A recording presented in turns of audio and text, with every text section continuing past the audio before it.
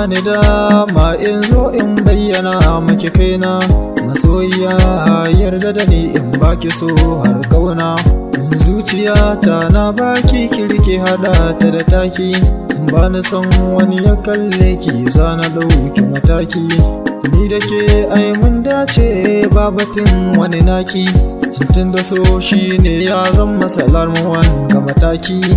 Bani fatan rabuwar mu karkice mana kinki. Ko lelal majanun ba ta fada mana soyayya. Tun farin fari sanki nake yin tari.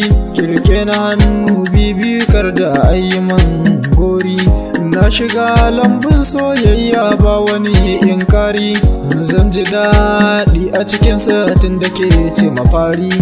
Kofar zuciya na bude zo ki sha labari. Bani baiwa wata in bake ba hakan ne tsari. Sai da soyayya ne ai za a yi rayuwa. Rayuwa in bake suna na ai gawa. Burin raina ai bai wuce in zaman maki garkuwa. In zaman maki uwa har da uba kira ni da dan uwa. Zan ji daɗi a cikin raina yayi karuwa.